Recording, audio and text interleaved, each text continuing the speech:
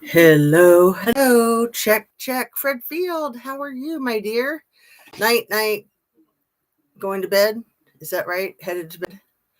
Night, night. Goodbye. Headed to bed. Thanks for saying hi, my dear. You're probably long gone. That was like half an hour ago. But nice to see you. Nice to see your name in the chat. And I might have to sneeze. One sec. I've got a dog. Woo! Sorry. I've got a dog scratching at the door. I've got my hinky stuff over here if I need it. I just want to jump right back in where we left off on Nobody's Girl. We were trying to power through to 246, get through 50 pages today, but we got through about half. So we are at 222. Everything I say is simply my opinion for the sake of hoping to start a conversation, open up a discussion, learn something, be educational. All these videos are made for the tube of you, really about the educational, having an open discussion, taking my own perspective on this book that was just published about 5 weeks ago. Personally, I was waiting for months. I couldn't wait for it to come out. I purchased it the day it came out, and I don't think I cracked it open until the next day, and then I don't think I put it down until I was done with it. And I'm trying to do the same with you guys now. So let's just go. And please hit your like button if you'd be so kind. Like, share, subscribe, all that good stuff. The doggo is scratching at the door, and I'm just gonna try to ignore her because somebody needs to feed her dinner. Somebody needs to feed all the babies dinner. All right. Page 222, and I think that we're on chapter 22. No, we're in chapter 23. It's called My Very Own Princess. And I had just read this part about how there had already been shady characters hanging around the Gouffre house was that in Australia still, or maybe Colorado? I think it was in Australia, but let's see. Shady characters hanging around the house, and Virginia believed that E had sent them to intimidate her into staying silent. I think there's a lot of that, absolutely a lot of that in politics, a lot of that with this situation here. The Central Park photo, that's the one of E and the former Prince Andrew, had been taken during a 4-day visit Prince Andrew had paid E at the end of 2010. The prince stayed at E's Manhattan townhouse, where E had even thrown the prince a party, which I also read a squib about. A powerful publicist named Peggy Segal had helped wrangle the guest list. And I have braces and wax on my braces, so I apologize for any difficulty speaking or listening. It is a pain in my butt. Let's see. Peggy Segal had helped wrangle the guest list, which included CBS News anchorwoman Katie Couric, the comedian Chelsea Handler, the talk show host Charlie Rose, and Good Morning America co-anchor George Stephanopoulos. The director, Woody Allen, and Allen's wife, the daughter of his former partner, I think that was his daughter too, since they were married, Mia Farrow, Soon-Yi Previn. It seemed that being a sex offender had not eroded E's social cachet one bit. Pretty gross, in my opinion. And it was Mia Farrow's son, Rowan Farrow, who really did a ton of amazing journalism that led into the big Me Too movement of 2017. For anybody who's not familiar with that, Mia Farrow's got a lot of kids, some adopted. Some people think that Rowan Farrow's dad is Frank Sinatra, but I don't think that that's officially his dad. But he does look like he could be Frank Sinatra's son. Let me see who it says Rowan Farrow's dad is. I like Rowan Farrow. Shock absorption. Try to be quick with this. I don't want to be looking up too much stuff. Rowan Farrow, father.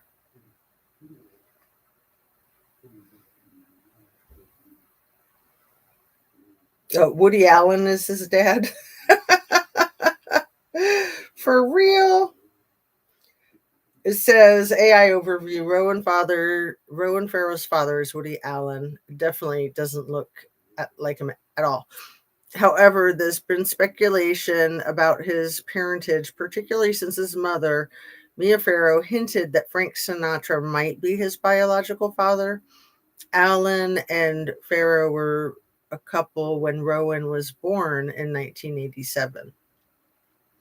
So he is listed as the father. That's got to complicate things. Okay. Just what I thought. I didn't know, and I still don't know, right? Alrighty.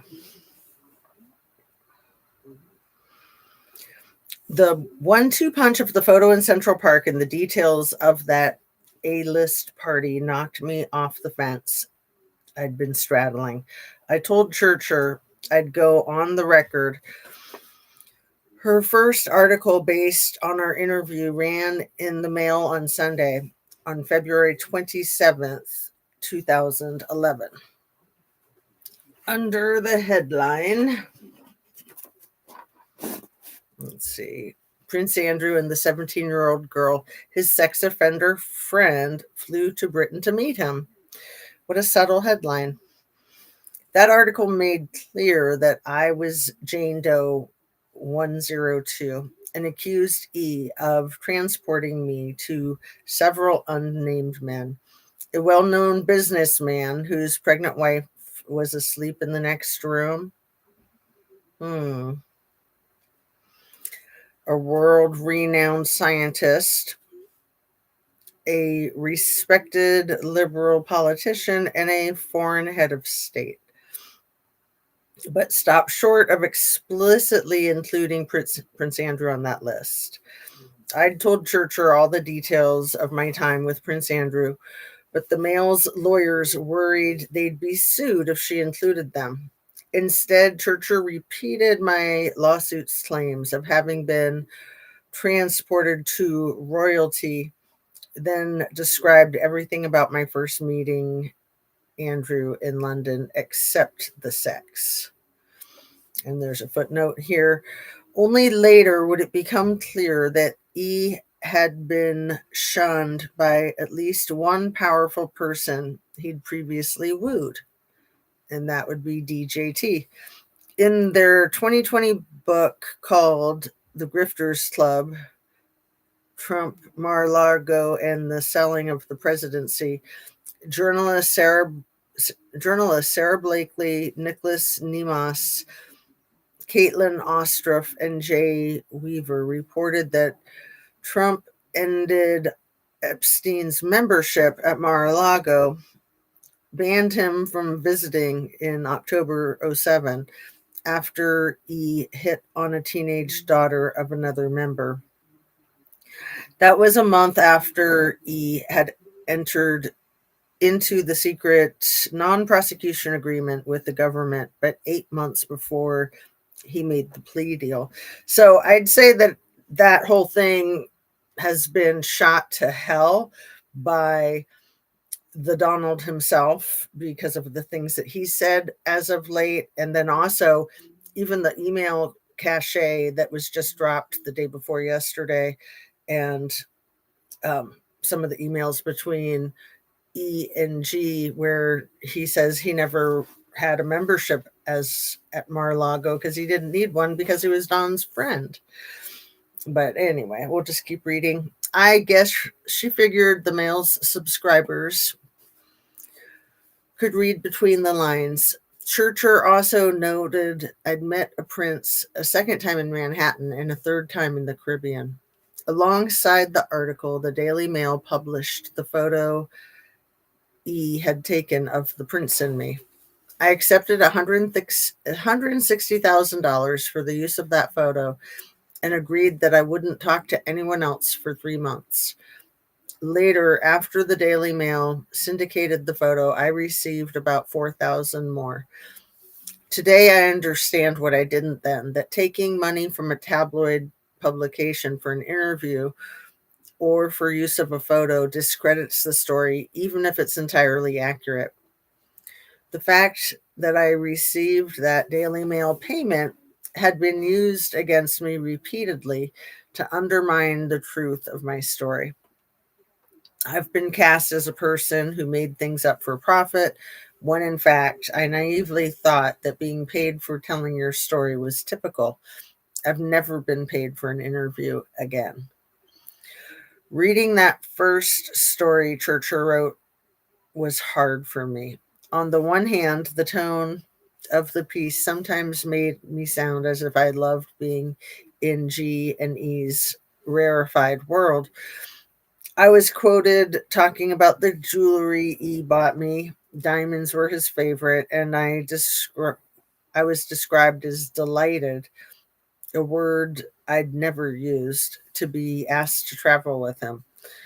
At one point, Churcher quoted me as having said, I was a PDF file's dream, which is a spicy soundbite, I guess, but something I would never say. On the other hand, though, it felt good to stand up for myself. I'd told the story of how G recruited me at Mar-a-Lago, and I'd made it clear that she was a key player in E's sexual pyramid scheme. Calling out E and G after so many years felt a little like flinging open the windows to air out a musty, foul-smelling room.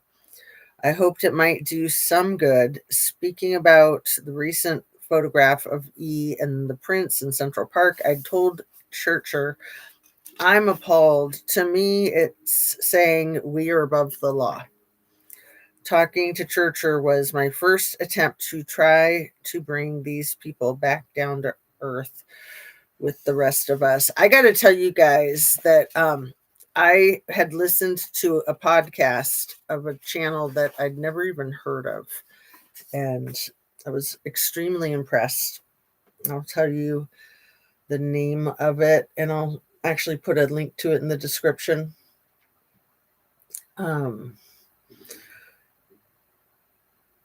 Epstein and Bannon emails break right wing wide open. That's the name of it. And let's see, the name of the channel, I think it's about a half-hour video. I thought they did an incredible job. The name of the channel is Resistance Live, I think. It's weird. Usually it's much easier to tell what the name of the channel is.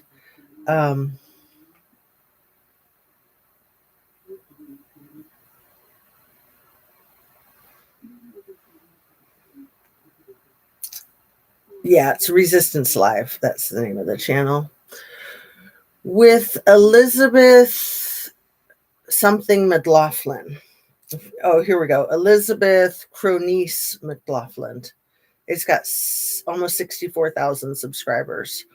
Like I said, I was very impressed.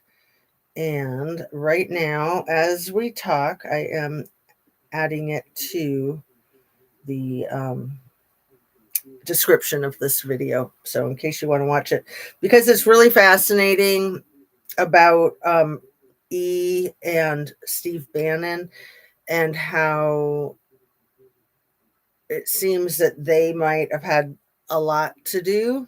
a lot to do with Jamal Khashoggi getting bone sawed 7 years ago at the, he was the journalist that went into the, I think it was like the Istanbul consulate and never to be seen again. How come I can't do this? You know how my brain just quits functioning so sharply in the sundowning hours of the day. Let's see. Here we go. I got it going on. I think I shouldn't speak too soon, huh? Resistance Live. Okay. And there is the link. The hyperlink is in the description. Okay. So the things that I wanted to say about it before I keep reading is that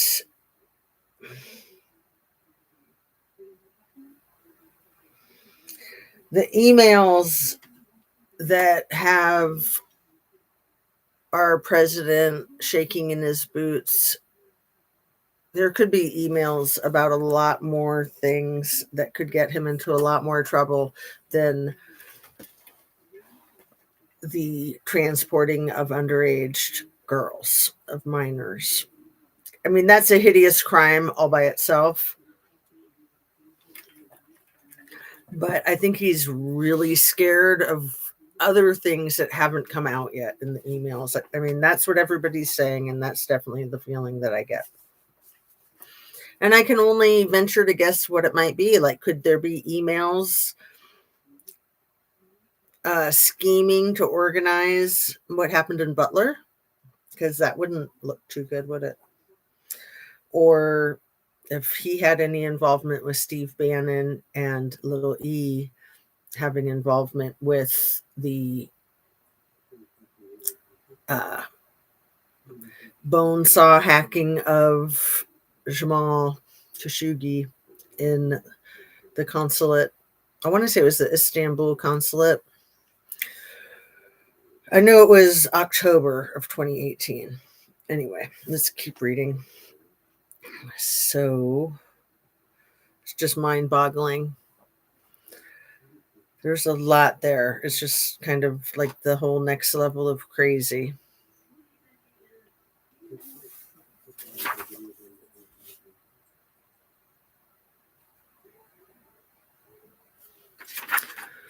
Okay, sorry, I lost my place. Several days later, Daily Mail published a secondary story based on interviews with Churcher. The headline, Teenage Girl Recruited by PDF File JE, reveals how she twice met Bill Clinton. Right away, the article noted that I had never been lent out to the former president. But I guess the Mail found it newsworthy simply that I'd witnessed E and Clinton together. E had told me that they were good friends. I'm quoted as saying, I asked, how come? And he laughed and said, he owes me some favors. Pretty wild, huh?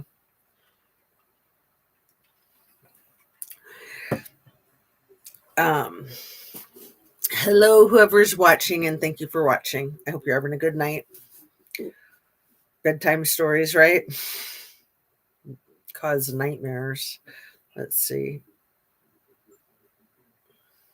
He owes me some favors. The story also named other well-known acquaintances of E's, including Senator George Mitchell, then President Obama's Middle East peace envoy, and Ehud Barak, then Israel's defense secretary.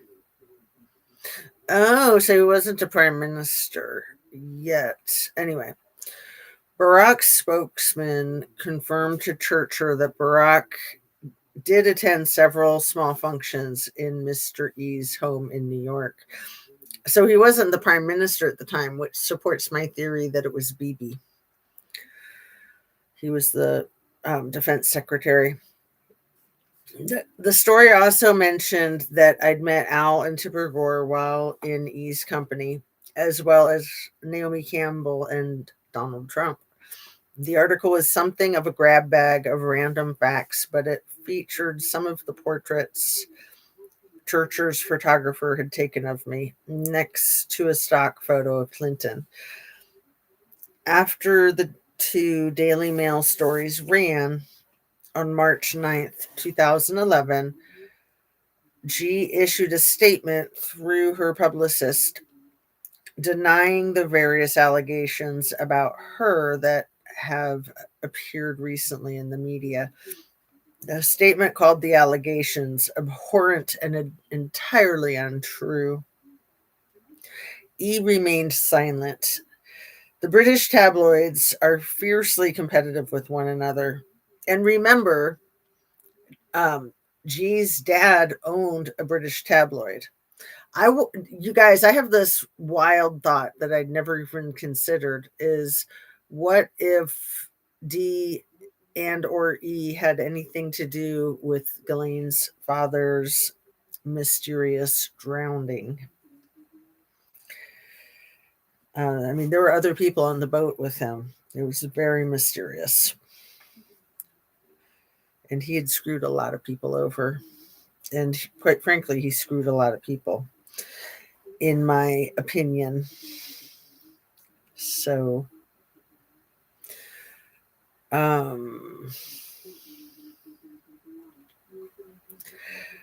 the British tabloids are fiercely competitive with one another, so despite the fact that Churcher had omitted my married name from her reports, soon other reporters tracked me down. Paparazzi, too. In fact, the media frenzy was so crazy that after Churcher's first story broke, Robbie and I had to get out of town, taking the kids to stay in a rented bungalow further north. They still found me eventually, but I told everyone no thanks. I'd had my say for the time being. Churcher and I were still in touch, though, and she urged me to consider writing a book about my life. The idea appealed to me, and somehow, while running around after our 5-year-old, our 4-year-old, and our 1-year-old, I managed to start writing a draft. Eventually, I completed a 139-page typewritten manuscript I titled The Billionaire's Playboy Club, in which I told some, but not all, of my story. I didn't reveal that my father had abused me, for example, and I fictionalized parts of the narrative because Churcher told me if I did so, I couldn't be sued. That was entirely false. I now know, but this accounts for why some details in the manuscript, which was never published, but which later became part of the public court file, do not align with what actually happened. I wrote that my third encounter with Prince Andrew, for example, occurred at Zorro Ranch, not where it actually occurred, the Caribbean. I changed those details on purpose, thinking wrongly that I was protecting myself. Some critics have used my 2011 manuscript, just as they used the fact that I accepted payment for the mail, to imply that I was telling my story or exaggerating and making things up to profit from my misery. Instead, my goal was and has always been to try to free myself of some of the memories that haunted me, while also focusing attention on the wrongdoing of my abusers. Just as the teenage me had when I was journaling at Growing Together, the adult me felt better when I grabbed hold of the memories that ricocheted inside my head and got them down on paper. 1 sec, please.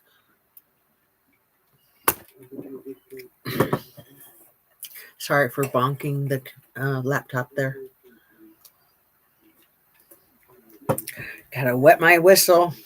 Back in 2007, Palm Beach Police Chief Michael Ryder had taken his department's findings about E to the FBI. As I've said, I soon heard from someone I thought might be posing as an agent. but I heard nothing more after I hung up on him. Now, 4 years later, Daily Mail's stories about me led the Bureau straight to my door. On March 17th, 2011, the FBI interviewed me for the first time about Epstein at the U.S. consulate in Sydney. The meeting lasted several hours. I wanted to help the investigators, but it was a stressful experience. It was difficult for me to talk about all that I'd experienced in one writing. I got through it, though, sometimes tearfully. Like Churcher, the FBI agents showed me photographs of men's faces and asked me if I recognized any of them or had been transported to any of them. Again, I identified several of the men who had abused me. Robbie insisted on being by my side during the interview, which was both a plus and a minus. As always, he made me feel safe, but when I described being passed around from man to man, my husband got almost as upset as I was. At one point, as the line of questioning got more and more detailed, Robbie completely lost it, lashing out at the federal agents. You sick pervs, he yelled. Do you really need to know every effing thing that happened in each and every room? I tried to calm him down. Robbie, they have to ask all their questions, I said. Sorry about the dog scratching at the door. I know she's getting fed soon, so I don't want to let her in. Unless it gets too annoying.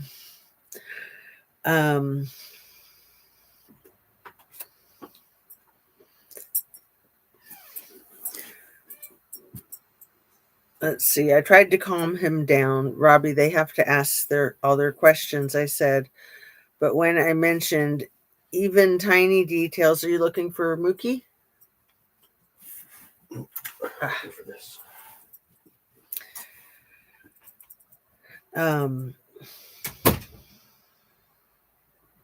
Now the dog is in. She won't be scratching anymore, hopefully. Coco, come here, cutie. Come here.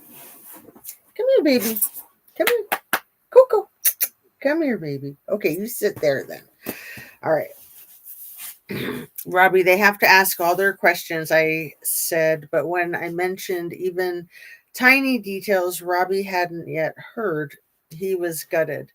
You may wonder why I kept things from him, but the truth was that at a certain point in our marriage, he said he didn't want to hear more about my time with E. Now, though, he felt blindsided. Why didn't you tell me those things before? He asked when we got home from the consulate. Because I don't want you to know every awful fact, I told him, stroking his head. When you close your eyes and go to sleep, or when you look at me across the kitchen table, or when we are making love, I don't want you to see some of the things I see. Robbie was fuming. I don't need you to protect me, he said. I need you to be straight with me. But I was adamant. Robbie, at the end of the day, I'm your wife, and I'd like to remain your wife. By which I meant, if you let me leave out some things, we will both be happier. The day after the interview, 2 FBI agents came to our house where I handed over 20 photographs taken during my time with E and G. The photo with Prince Andrew was among them.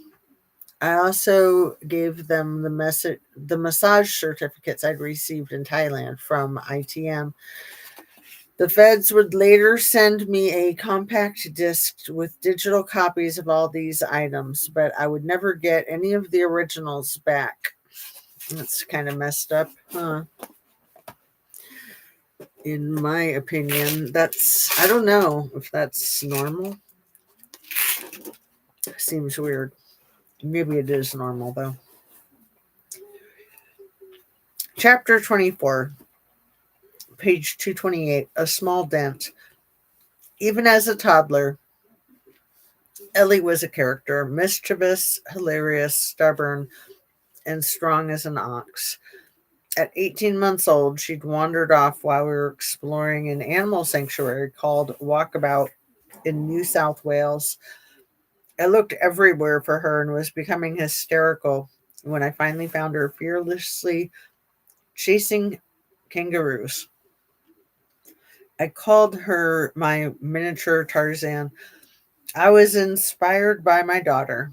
More and more, I wanted to set a courageous example for her and for my boys too. Through Churcher, I'd heard that Brad Edwards, the Florida lawyer who'd helped Churcher find me, had filed a lawsuit challenging the legality of the federal government's non prosecution agreement with E. Edwards believed that the agreement, which promised that E and his conspirators would not be federally prosecuted if he pleaded guilty to state charges, had violated the Crime Victims' Rights Act of 2004.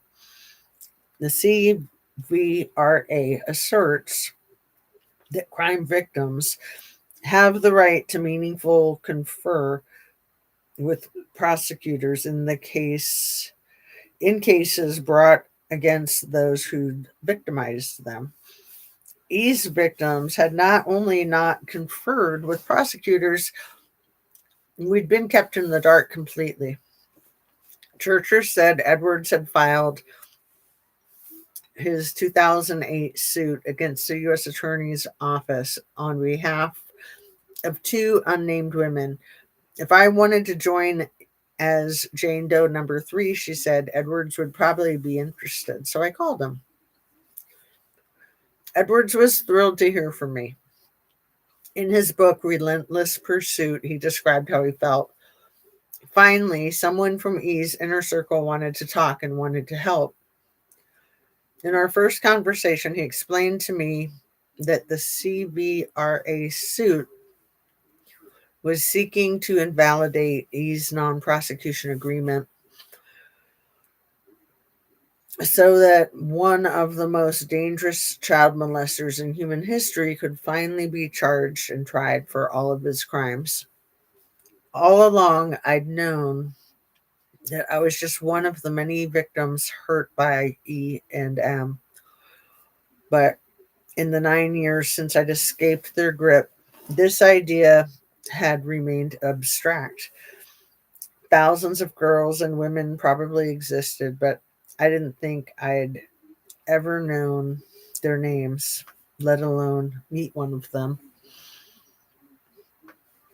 Now, Edwards said he was working closely with some of the women, and he offered me the opportunity to join them. Churcher had told me that E had already made 16 out of court settlements with other victims, much like the one I'd agreed to. More were likely in the works. As I talked with Edwards, I wondered if at least some of us could band together. On April 7th, 2011, I had a phone call with Edwards and another lawyer, Jack Scarola, who said he was representing Edwards in another lawsuit. The three of us introduced ourselves, and Scarola asked me to describe the basic chronology of my time with E. He asked about my level of sexual experience when I first met E and about how I was recruited.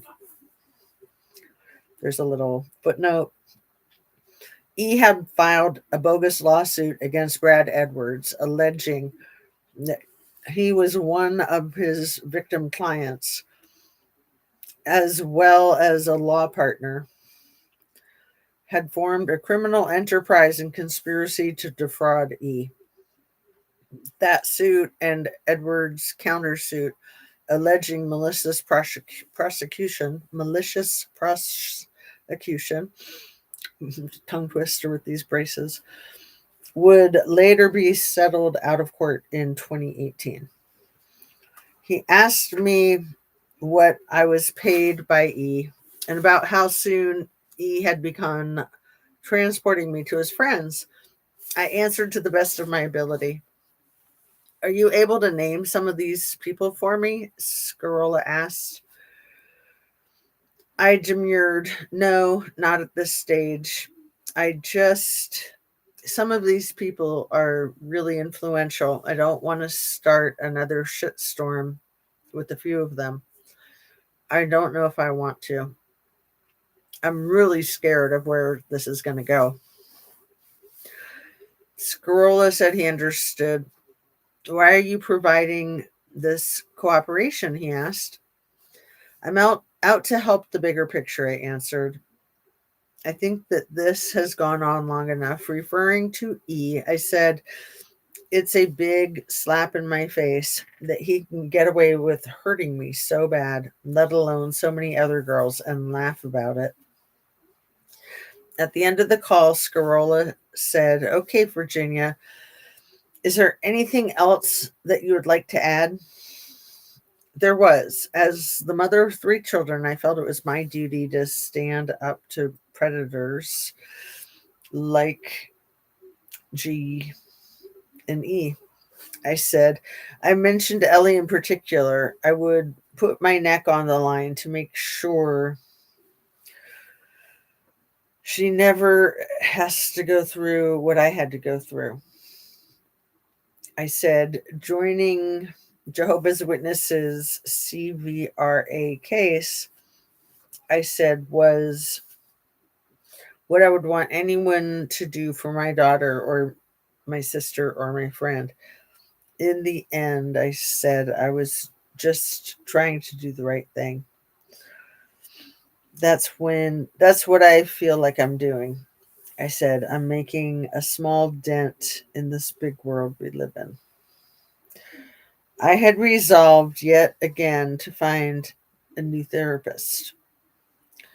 In September of 2011, I met with a psychologist in her 70s named Judith Lightfoot. Let me take a drink real quick.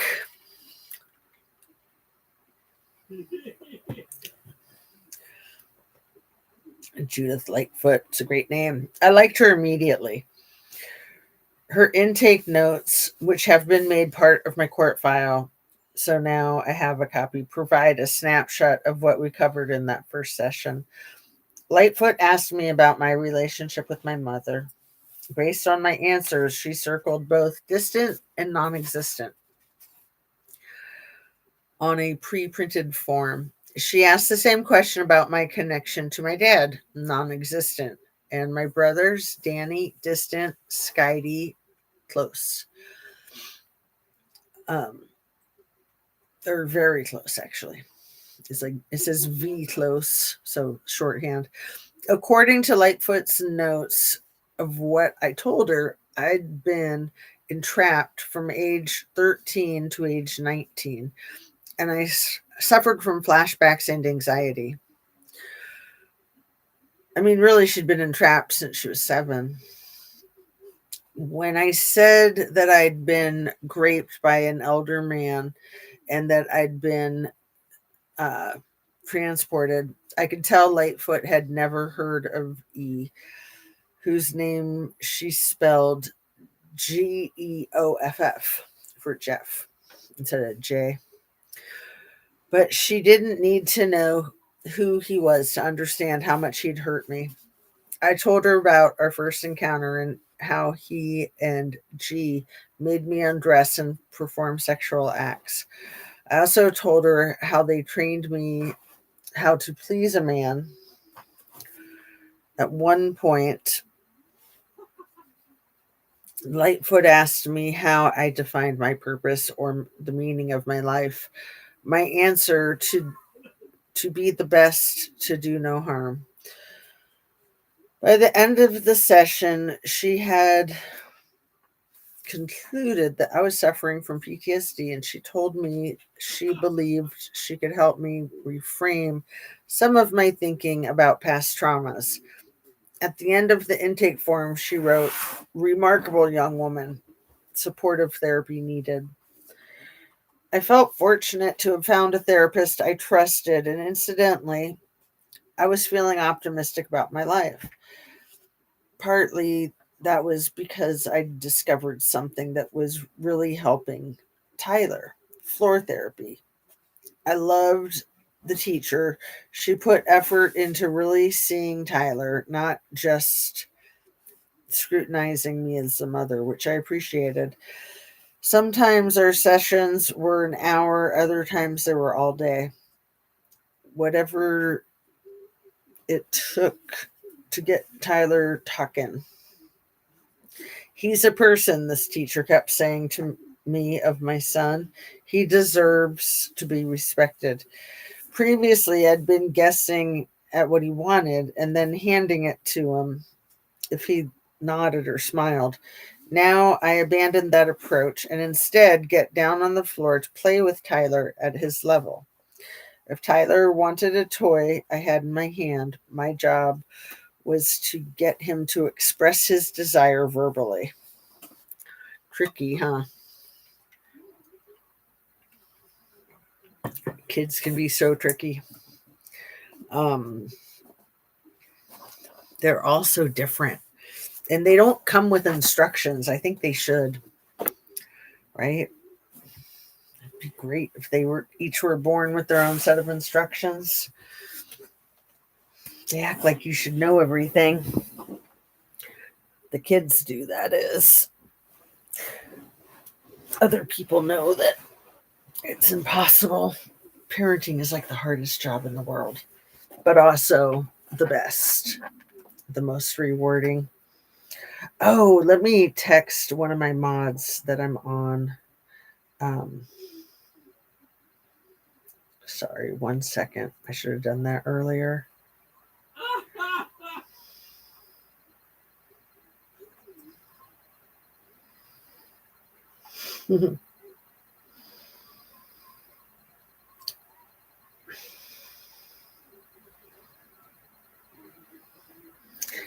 And 1 sec again.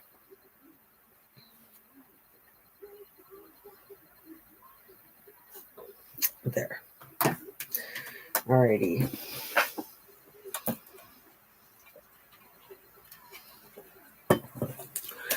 I sink down in this chair. I was going to try to set it up so that I could literally lay on the couch and read. I might do that for over the weekend, but I don't know.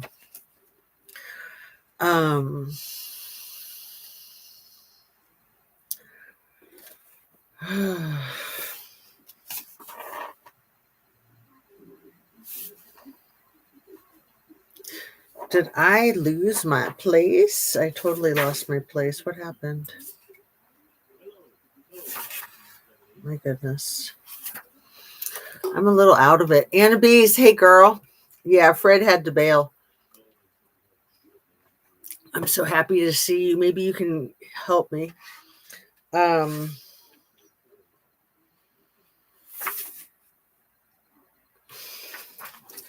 I right here? He asked me what I was paid by Epstein and about how soon he had begun trafficking me to his friends. I answered to the best of my ability. No, I read all that stuff. I'm out to help the bigger picture, I answered. I think that this has gone on long enough. Referring to E, I said, it's a big slap in the face that he can get away with hurting me so bad, let alone so many other girls, and then laugh about it. At the end of the call, Scarola said, okay, Virginia, is there anything else that you would like to add? There was. As the mother of 3 children, I felt it was my duty to stand up to predators like E and G. I said, I mentioned Ellie in particular. I would put my neck on the line to make sure she never has to go through what I went through. I said, joining Edward's CVRA case, I said, was what I would want somebody to do for my daughter or my sister or my friend. In the end, I said, I was just trying to do the right thing. That's what I feel like I'm doing. I said, I'm making a small dent in the big world we live in. Yeah, I mean, you got to do what's right for you.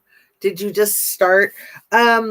I started about 40 minutes ago, sweetie, 45 minutes ago. I'm sorry, I forgotten to text you to let you know until just a few minutes ago. I'm just kind of out of it. You know how I get when the sun goes down. And now I got my, I went for a nice long walk. I went for a bike ride too. I did both. It was so nice out. It was perfect weather, 60 degrees, and it felt like spring. It was just beautiful. Yes, Virginia and all the girls need justice. Yeah, they do. So I'm on page 230, and I started this video at page 222. I'm making a small dent in this big world we live in. I'm sure you can hear my husband just cracking up. He's watching it, the stupidest show in the world. I'd tell you what it is, but I'm embarrassed. But now I have to tell you, it's that It's Always Sunny in Philadelphia. I'm just like, really? Like, I can't. But anyway, he has to unwind. It's his thing. I could text him and ask him to be a little more quiet. Let's see.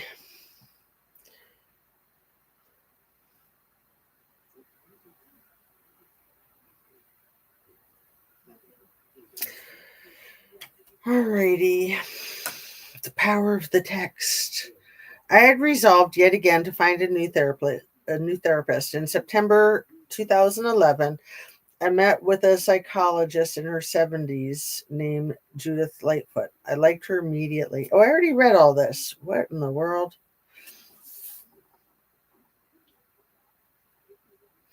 I guess I'll just reread it. Her intake notes, which have been made part of my court file, so I now have a copy, provide a snapshot of what we covered in the first session. Lightfoot asked me about my relationships with my mother. Based on my answer, she circled both distant and non-existent on a pre-printed form. She asked the same question about my connection to my dad, non-existent, and my brothers, Danny, distant, and Skydie, very close, or V close. According to Lightfoot's notes of what I told her, I'd been entrapped from age 13 to 19. And I suffered flashbacks and anxiety. I was right around here. When I said I'd been raped by an older man and then I'd been transported, I could tell Lightfoot had never heard of E. She spelled his first name with a G, but she didn't need to know who he was to understand how much he'd hurt me. I told her our first encounter and how he and G made me undress and perform sexual acts. I also told her how they trained me how to please a man. At one point, Lightfoot asked me how I defined my purpose or the meaning of my life. My answer: to be the best, to do no harm. By the end of the session, she had concluded that I was suffering PTSD, but she told me she believed she could help me reframe some of my thinking about past traumas. At the end of the intake form, she wrote, "Remarkable young woman, supportive therapy needed." Sorry that I reread all that. I like that show. I'm glad you like it. Charlie Day cracks me up. It's funny because I thought you meant like Charlie Kirk's Day cracks you up. I don't know which actor is Charlie Day. I know Danny DeVito, of course. Um, but yeah, it's a silly show. Super silly. I love Danny DeVito in Matilda. He was so good in Matilda. Um,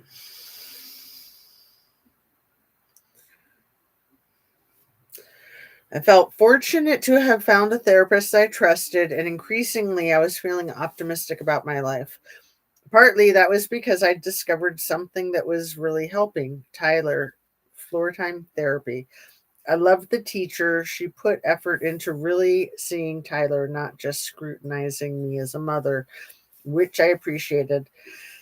Sometimes our sessions were an hour, other times we were there all day, whatever it took to get Tyler talking. He is a good person. This teacher kept saying of my son, he deserves to be respected. Previously, I'd been guessing at what he wanted and then handing it to him if he nodded or smiled. Now I abandoned that approach and instead got down on the floor to play with Tyler at his level.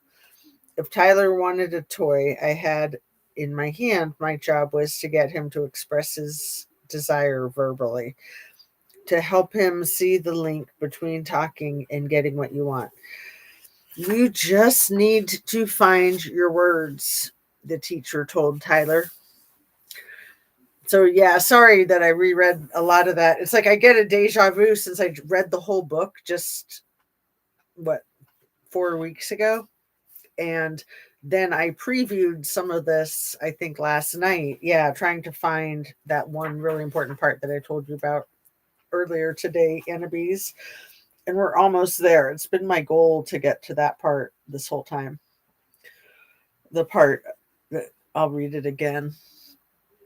The evidence existed indicating that E had paid my father some of the money way back in 2000 when I was first being trained.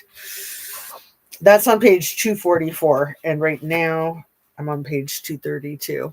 So I really wanted to get to that part just because it just is a huge piece of the puzzle. He's the writer, actor, and producer of the show. He's the short one with the mustache, and he lives with Danny DeVito. More like 1988. So she was born, you mean 1998? Yeah, you are correct. You are absolutely correct. Granny Annie, hello. Nice to see you, dear. Yeah, Virginia was born in 83. So her dad started messing with her in 1990. And then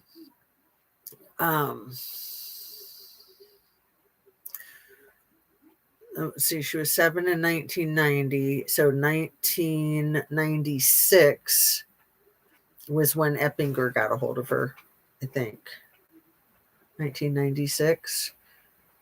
Yeah, because she was 13.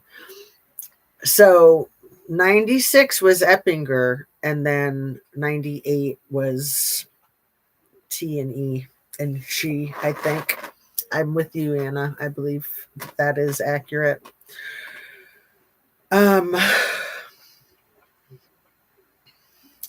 Use your words, the teacher told Tyler. She was kind but not coddling. She treated him as if he was capable. When I first insisted that Tyler say the word for a piece of Lego or a ring of keys before I gave it to him, there were tears of frustration, mostly his, but sometimes mine too. But little by little, over the months, Tyler transformed from a frustrated, nonverbal child to a thriving chatterbox. We got Tyler weaned from his pacifiers, and his tantrums subsided. But see, he's also the middle child, and that's a hard one. It's a very hard one. I have 4 kids, so I had 2 middle children, and that was both of my boys. So my older boy and my younger boy. And I was always trying to make sure that they didn't get lost in the middle, right? Man, I need to put another piece of wax in my mouth. There's this one spot that's really bothersome. 1 second.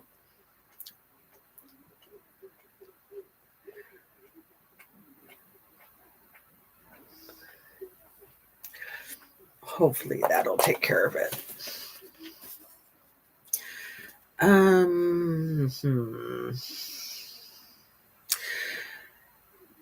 We got Tyler weaned from his pacifiers and his tantrum subsided. He still lived in his head some of the time, but now he was becoming precociously articulate.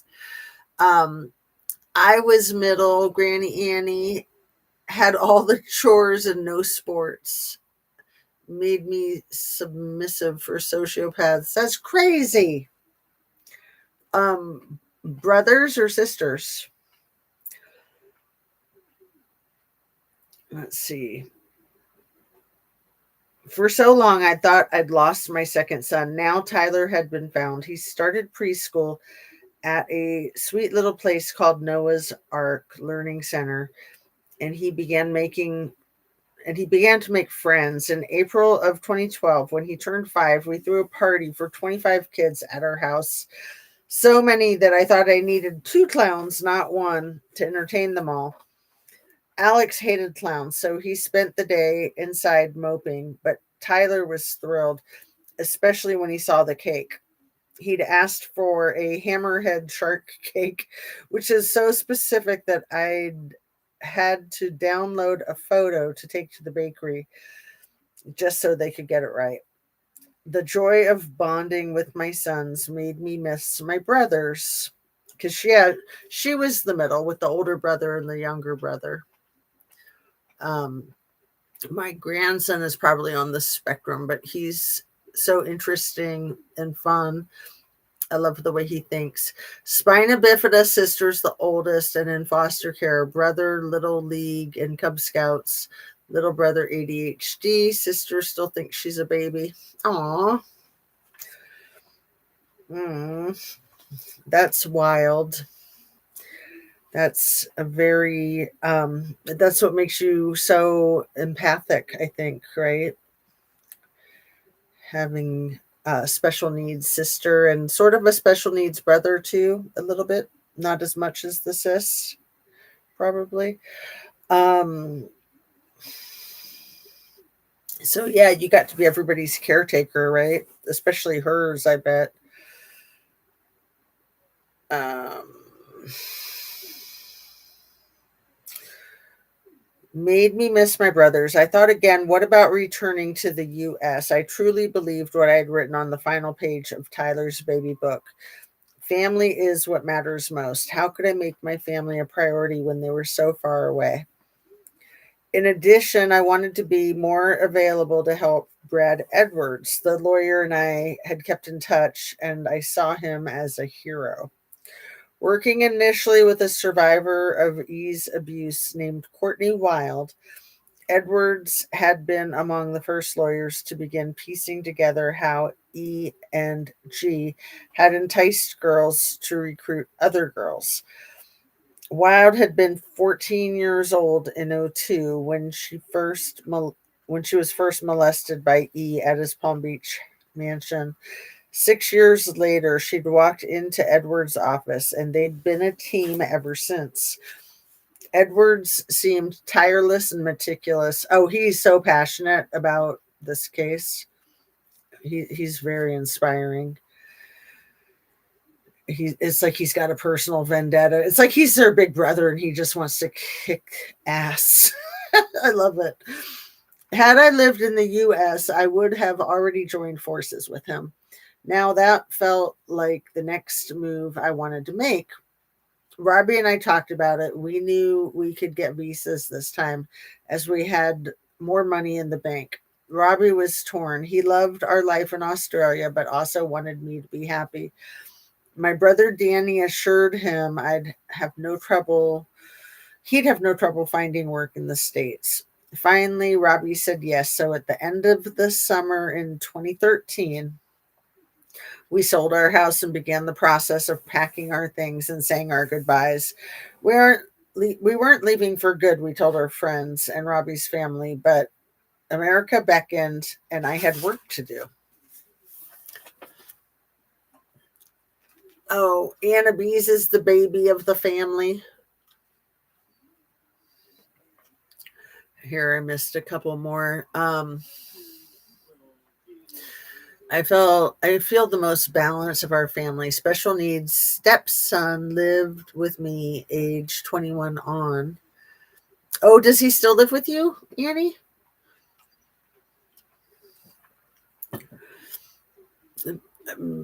Baby of the family. I'm the baby of the family too. I just have one older sister. And my husband's the baby. He's got an older sister and an older brother. And he actually has a half sister as well, but she passed away when she was 50, like 20 years ago. His dad had been married once before. and had spina bifida too. Is it genetic? But that was your stepson. Because yeah, I don't. From what I know of spina bifida, it's not genetic. It's just when things don't completely finish forming, right? Like that isn't that what spina bifida is? Like it doesn't get completely attached when the spine is forming or different parts. Um, and how cute, and went to nursing school. I went to nursing school at 28, 29 years old. My kids were in grade school. See, that's perfect to do it when you're kind of a little more grown up as opposed to going when you're so young. Like my son, I mean, he's 21, but it's nice that he knows what he wants.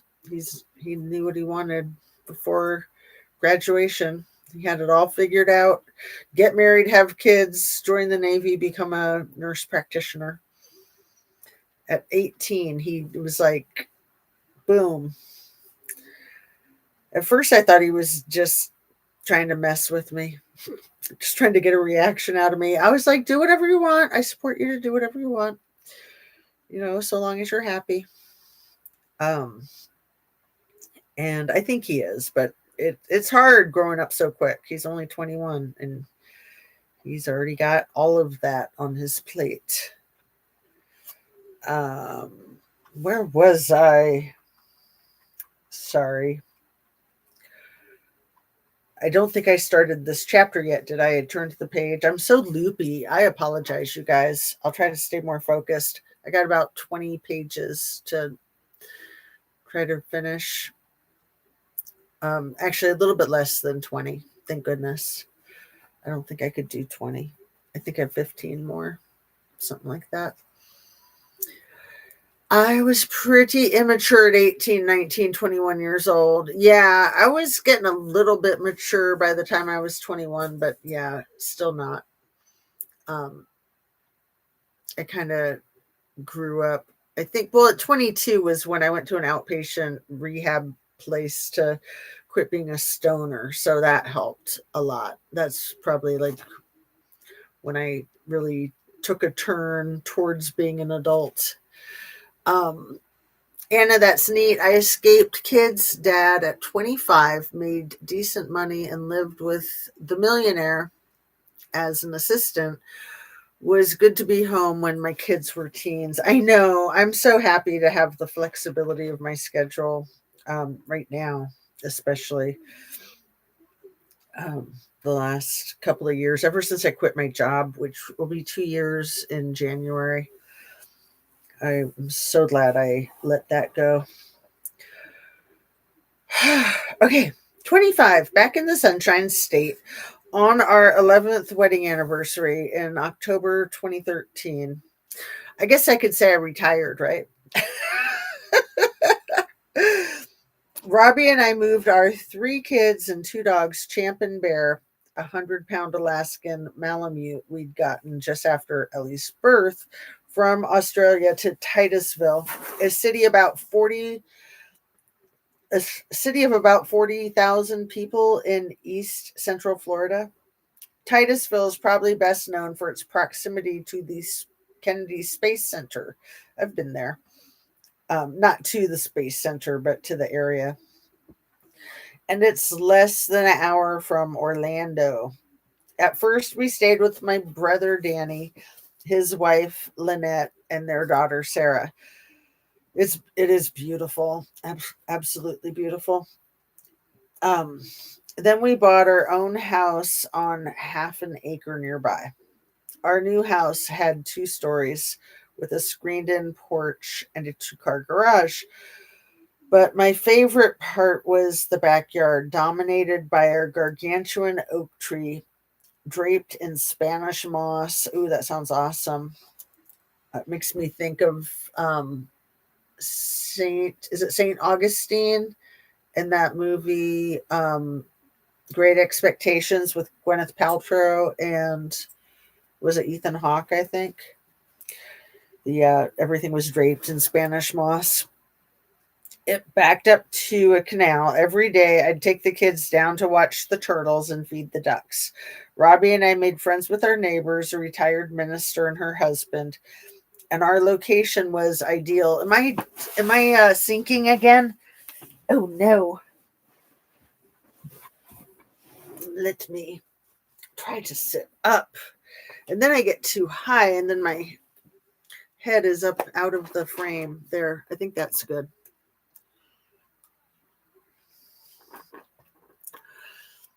Anna, that's neat. I escaped kids' dad at 25. Okay, read that one. I had my daughter the day after I turned 21 years old. Wow. She was a cute mommy, lucky to find Robbie. Mm-hmm. Yeah, her and Robbie were a really cute couple for sure. Um, the kids are really cute. Very dark hair. Robbie had very dark features, and they all have like his dark hair and darker skin. They all have that Sicilian kind of like a tawniness. What do you call that? Uh, Olive skin. There we go. My brain works a little bit. Not really, just a smidge. Okay. The Kennedy Space Center.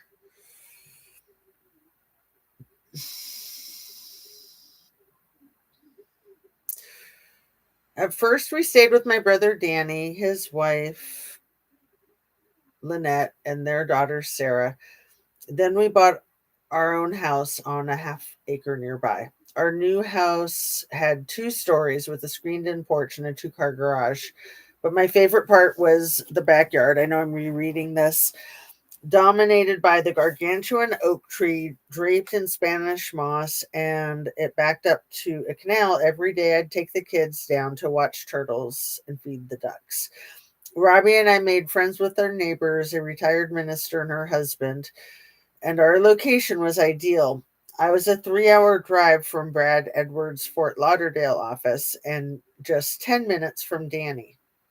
Soon, my little brother Skydie and his girlfriend moved in with us for a while. Oh, I wonder if that girlfriend is the one that he's married to now, which I was thrilled about. I was amazed how quickly we fell back into our old teasing routines. I'd call him stupid head, he'd call me sissy. It felt good to have my family around me again. I bet that was so healing for her. We enrolled the kids in school, and for a moment, it seemed they couldn't have been happier. I began looking for work as a bartender and briefly took a job at a closed down restaurant that someone was trying to reopen. Sorry about the barking dog. That's about the time we discovered that the local schools were terribly overcrowded. Our kids kept coming home and talking about how they weren't allowed to ask questions in class. The teachers were struggling just to maintain control. I took a leap of faith. We'd try homeschooling. I threw myself into it, keeping the kids engaged. We'd go to the beach or explore the local tidal pools. We were regulars at the nearby manatee observation deck where we watched those huge mammals eat seagrass. Some days I'd play classical music in the kitchen until the kids finished their lessons. Other days would be all Eminem all the time. Alex in particular loved Eminem. Even at 7 years old, he'd run around the living room rapping, "I'm not afraid," he'd squeal, and I'd echo him just as in the song, "To take a stand," he'd call out, and I'd repeat it. Moving back to the Sunshine State, anybody who hasn't seen 8 Mile, see 8 Mile. It's like his autobiography story. Olive skin, yes. You look marvelous, Annabese. You're so sweet. I had twins in June, was 19 in April. son was 20 days after my 21st birthday. Whoa, you had your kids young, girl.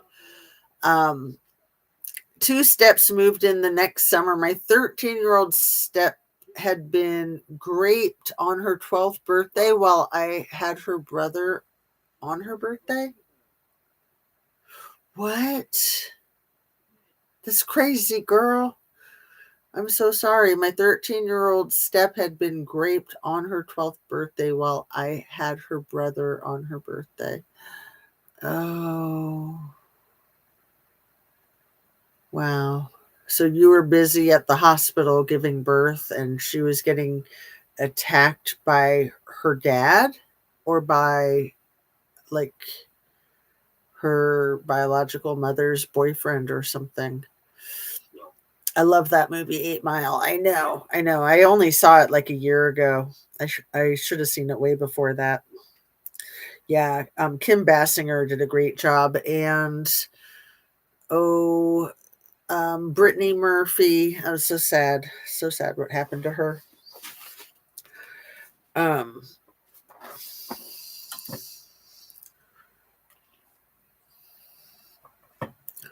yes, we called 6 a.m. as water broke. Stepdad answered phone. They were excited to have new siblings. Stepdad needed control. Sick.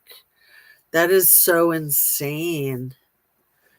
He must have been screwed up on drugs and alcohol, huh? Still just screwed up, period.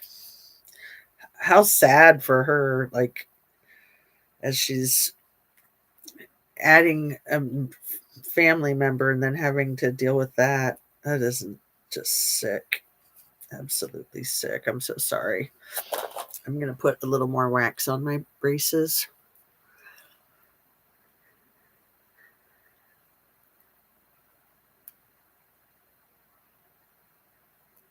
Stuff is such a pain in the butt sometimes. He was a Jehovah's Witness, son of an elder, and zero rugs or booze. Whoa.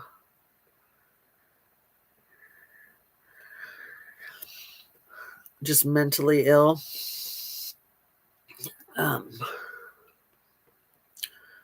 So 1 second while I get a little bit more of this. My poor tongue.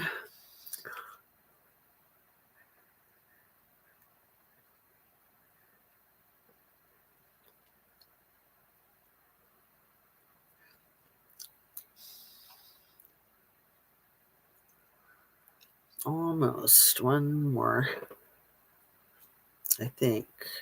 I don't want to put too much.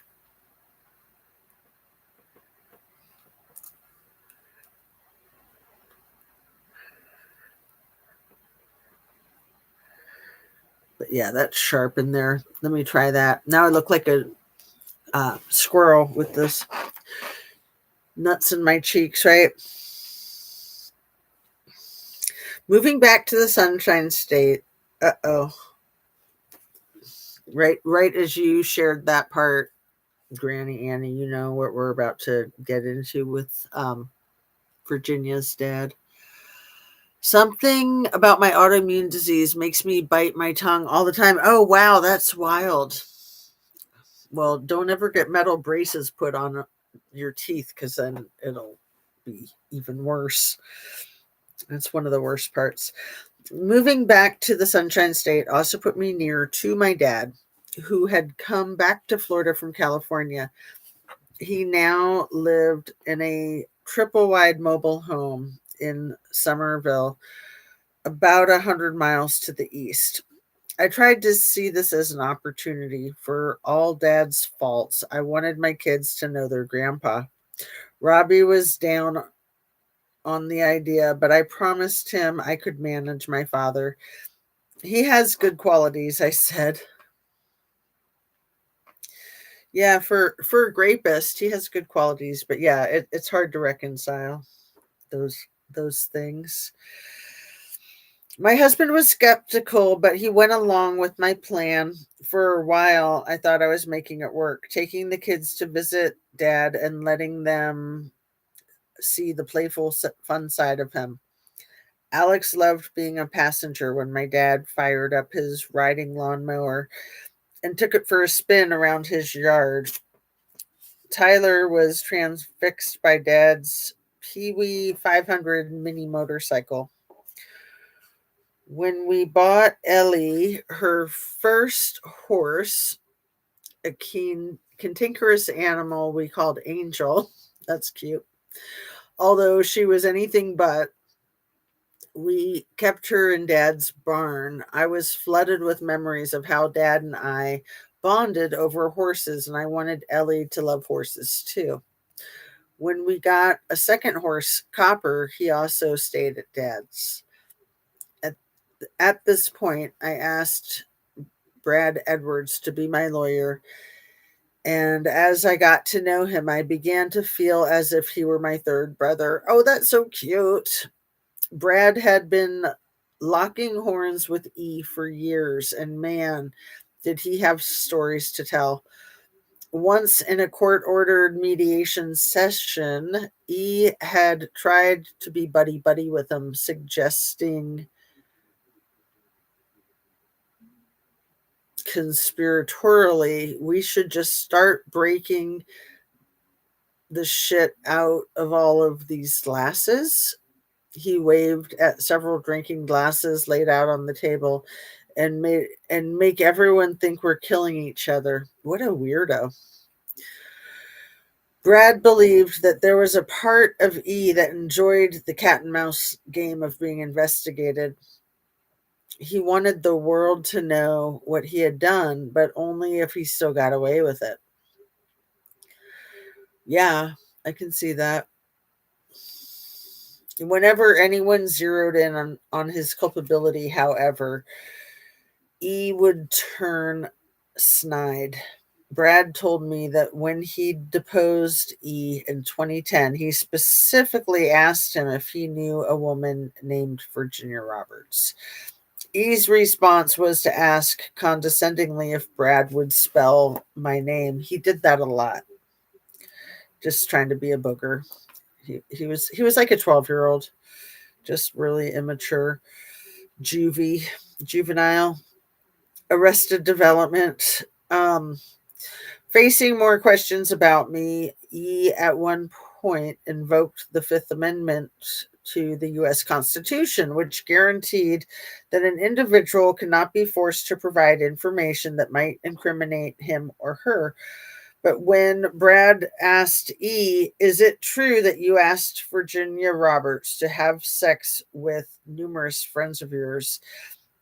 E couldn't resist a smug response. Are you kidding? He asked, his voice full of disdain. Much of my early work with Brad and his associate, Brittany Henderson, was a bit like piecing together a puzzle, like Sharon Churcher and the FBI before them. They assembled an even larger rogue gallery of faces to help me identify the men I'd been transported to. Again, I didn't recognize many of the men, but others, it was as if I preserved their faces in an airtight vault in my head. There's trauma for you. One that had been waiting to be unlocked. The former governor of a Western state, a respected U.S. senator. Wait a second. Was RFK Jr. a senator? I think he was, wasn't he?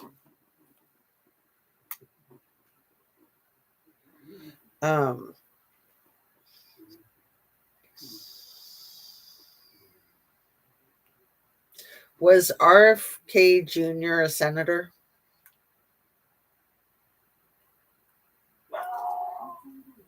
No, he was not. Okay. And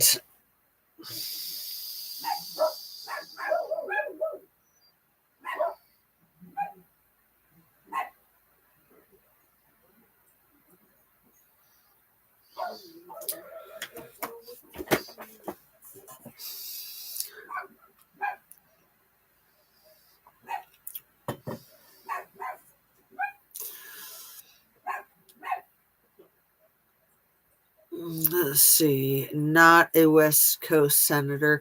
Yeah, I don't know. I don't think she says. I mean, she says the other thing was West Coast. The former governor of a Western state, a respected U.S. senator, and so many scientists. As I've said, usually when I was transported to these men, he didn't introduce us or tell me their names or their titles. Isn't that gross? Not even knowing their freaking names. What a mind F. Ugh. Some critics have insinuated that there's no way I could remember these men, giving the Xanax and the alcohol that I sometimes relied upon to survive in those years. But to them, I simply say this: when a man has been on top of you, his face just inches from your own, you remember him. You may not remember the exact day, date, or time that the man abused you, but his face stays in your mind, even when you wish it wouldn't.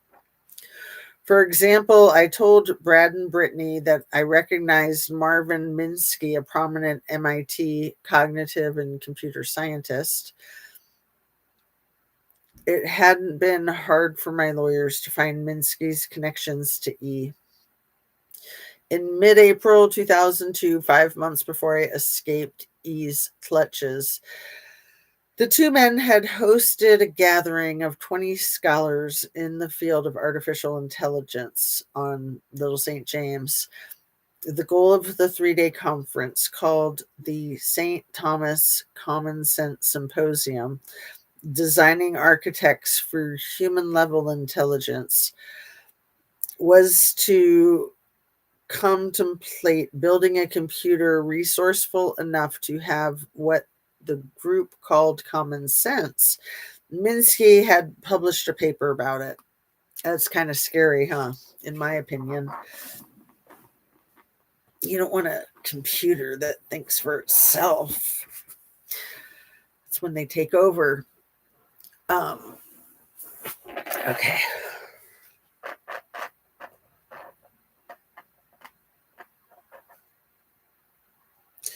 This could have been when I was transported to him for the first time. I'm not sure the date. What I do know is that Minsky was in his 70s, then precisely 56 years older than me. Uh-huh. So 56 years older than her. So if she was 16, he would have been 72. If she was 15, he would have been 71. But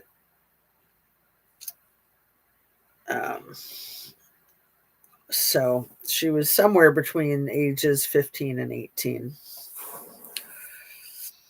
We shared a birthday. Oh, how bizarre. He was precisely 56 years older than me. We shared a birthday. Yuck. And I remember what happened. It's weird that she even knew that, though. I remember what happened. E sent me to a cabana on the beach and told me to service the man inside. I will never forget Minsky's bald head. This is just so gross. Go in that cabana and service the stranger that's in there. And he's in his 70s. And you're like 16-ish. I will never forget Minsky's bald head and the way his face seemed to have shriveled like one of those folk art dolls whose heads are dried up apples. Throughout my time having sex with Minsky, I could hear the waves lapping outside the little room. I tried to focus only on that sound. Oh man, that is just so crazy. Another prominent man I recognized from his photo was a heralded statesman. He was the oldest person he ever transported me to, and I have memories of servicing him in both New York and Palm Beach. I remember this man didn't talk to me much. He also had trouble getting full erections, so we did not have intercourse. I performed oral on him instead. I had no inkling of the man's stature. I assumed he was just another scientist, but I knew the man was important to E because E made a memorable fuss about how gently I was to attend to him. When I was with this man, I never succeeded in getting him to ejaculate. Oh, gross. But he enjoyed being touched. Afterwards, I massaged his chest, working my way up to his head, and gave him a scalp massage. So disgusting. Um, 2 days in 2 days we had 4 birthdays celebrated after I took stepdaughter with me when I fled. My kids are very successful. Son, 8th grade education. Dad had him quit school to work with him. Son modeled my millionaire we lived with for 10 years. He earns 300,000 a year with his pool business after write-offs. That's awesome. Super awesome. Um for months now, I'd been continuing my sessions with Judith Lightfoot over the phone, and the psychologist had encouraged me to start journaling again. When I told her I was still having reoccurring nightmares, and one, E sat in a chair watching me as I endured something painful. She had an idea. I was to transcribe my worst dreams, ideally right after I woke up from them. Then, when I'd filled up the green spiral notebook she knew I was already scribbling in, I should burn it. Lightfoot believed that recording my worst memories and then destroying what I'd written might keep my predators' faces from breaking through my subconscious mind each night. Robbie agreed. He always believed in the power of ritual. Soon my notebook was full, and Robbie was building me a bonfire in our backyard. Honey, let's put an end to all that evil, he said on the evening we'd chosen to light my worst torments on fire. The kids were in bed, and it was dark in the yard. The orange light at the orange light of the blaze reflected off both of our faces. I was ready. Holding the notebook in my left hand, I used my right to rip out each page. First, I'd read what I'd written out loud. That sounds like a cool ritual. Then I threw the page into the flames. 85 pages later, that's a lot. That must have taken a while. I was done. These men are only in my nightmares, I said over and over. They no longer own me. I could only hope that that was true. In July 2014, Brad and I prepared to fly to New York to meet the famed litigator David Boies. This is the rat bastard that was like a double agent, basically. Um, I wonder if that works. I will have to try it. It sounds like it would, totally.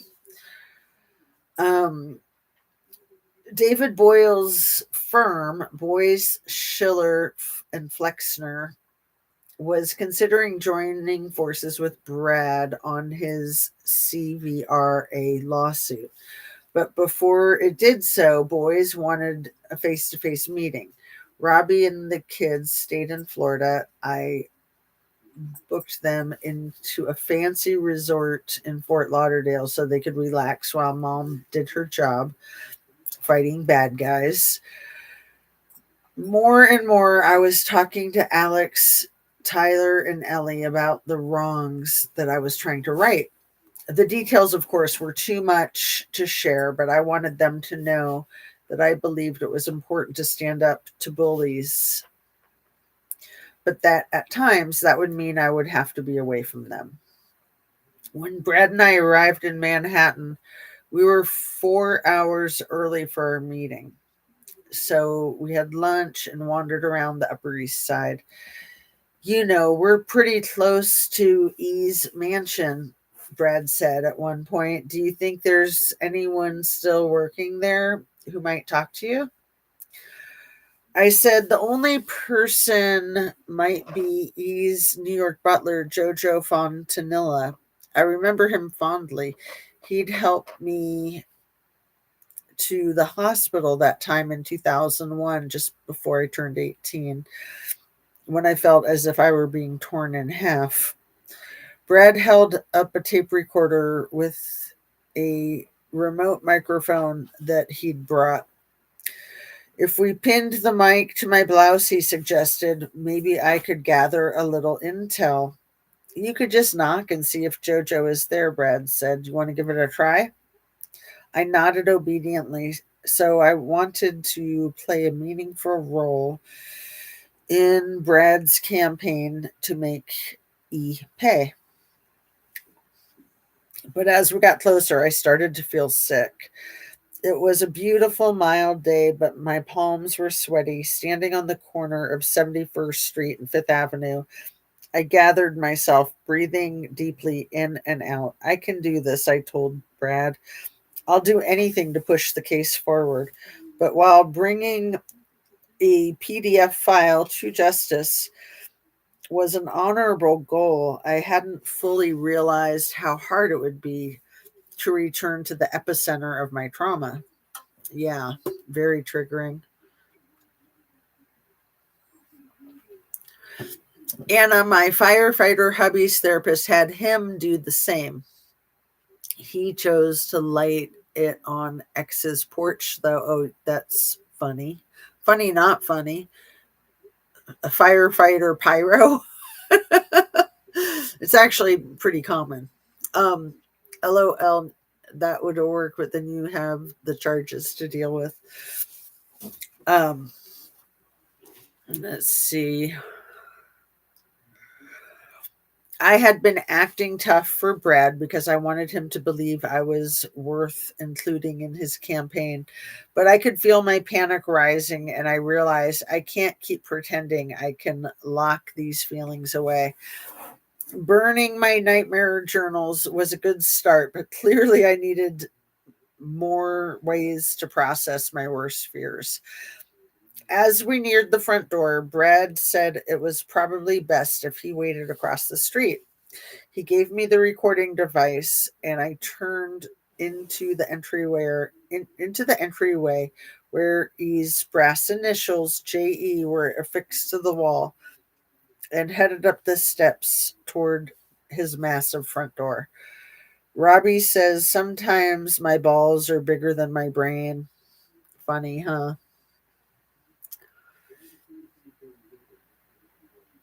Um,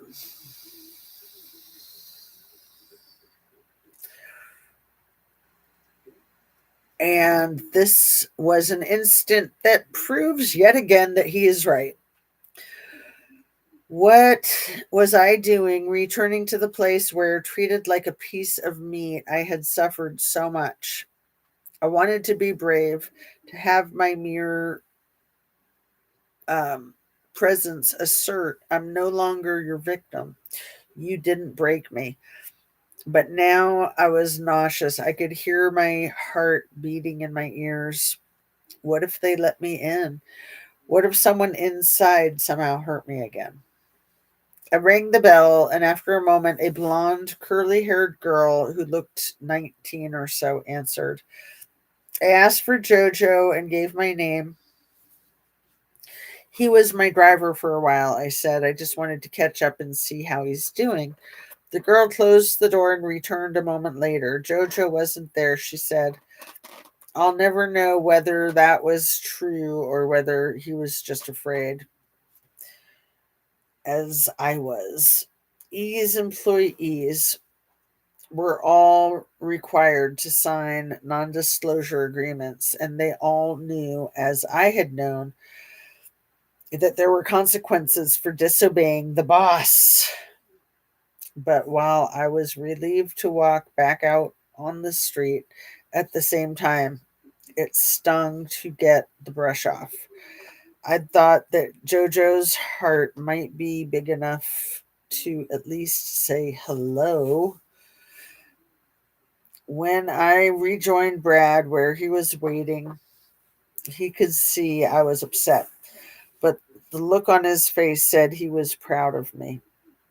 Well, and the girl might not have even asked JoJo. She might have talked to like little E or G, and they just were like, "Oh, her, tell her that they're not here." So yeah, it might not it very well might not have been JoJo's choice one way or the other if he was there. Um,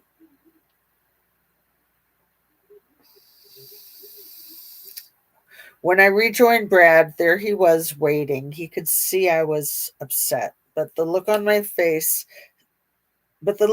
face said he was proud of me. You were willing to go into the lion's den, Virginia, he said, looking back. Looking back, I'm not sure this exercise was worth the trauma it caused me, but I was determined to be helpful, even to my own detriment. We're almost there, girl. We're on page 241.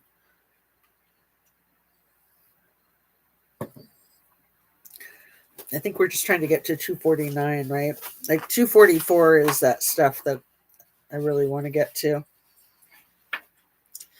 And then where's the end of the, I don't want to lose my page, lose my place. Yeah, 247. Oh, we're so close. Good. Good.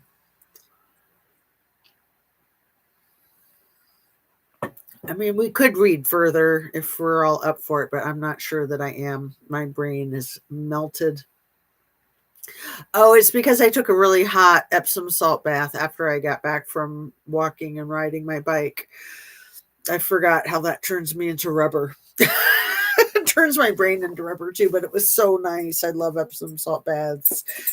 And I put my aromatherapy in it. Geranium, bergamot, however you're supposed to say it, and eucalyptus. It's my stress reduction aromatherapy combination. It's really good, you guys. You should totally try it. I learned it when I was in graduate school. Actually, I learned it when I got shingles because it helped me recover from my shingles. But the shingles were from stress, and it's a good de-stressor. So eucalyptus, geranium, and bergamot oil or bergamot. The smell of like Earl Grey tea. You can like literally use Earl Grey tea bags if you don't have that oil. Um,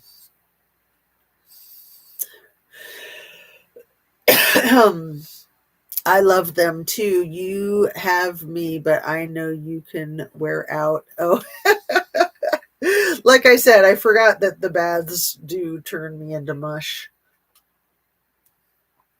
when I take a long hot bath. Like sometimes I just shower so that I don't turn into mush. But I love to take a long hot bath when I can with the salt in it and everything. It's one of my favorite things. Okay, where am I? I knew I was going to lose my page.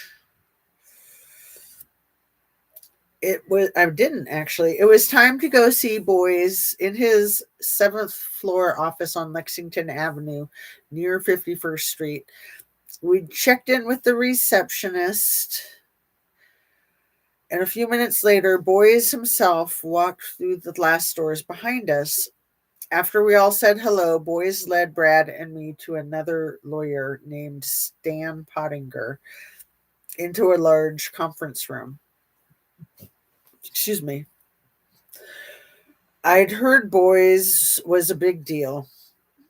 He'd taken on Microsoft in a landmark antitrust case, represented Al Gore in the wake of the 2000 presidential election, and stood up for the National Basketball Players Association during the 2011 NBA lockout, among a zillion other high-profile cases. But for whatever reason, I wasn't nervous in his presence. As he took his seat at the head of the table, I started in thanking him for considering helping us. As for my own motivations, I told him I've stayed silent for so long, but not anymore. I'm here to help stop E once and for all. Boys asked me several questions in his methodical way, and I told him my story. I said my goal was to undo E's non prosecution agreement, and Brad chimed in about how he planned to make that happen. When we were done with our spiel, boys said it appears obvious Brad had everything well under control. Where do you see me fitting in? So, just to a reminder, 2011 is when Pam Bondi became the Attorney General for Florida. She was the Attorney General for Florida from 2011 to 2019. And wasn't this like right around 2011 or after that?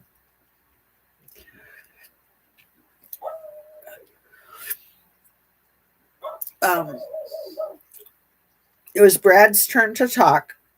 E should be in jail. He he remembers saying, "My goal is to put him there. He will do anything to stop me. He has a powerful team behind him and unlimited resources to go after me in Virginia and anyone who stands up to him. We're going to need a heavyweight legal team to counter their attacks. We need Boyce's reputation, his clout, and his firm's resources and expertise. There will be plenty of room for you," Brad promised. Danny told me later that he felt he'd seen a monster inside Dad for the first time. That's the word he used, monster. After Danny told our dad he would never see his granddaughter Sarah again, Dad showed up at the workplace of Danny's wife. Did I skip a page? I think I did. Um, yeah, I did. Boyce didn't hesitate. "Okay," he said, "then I'm in." I didn't know it at the time, but this was a transformative moment, not just for Brad, but for me. Later that night, Brad and I flew back to Fort Lauderdale, and I rejoined Robbie and the kids.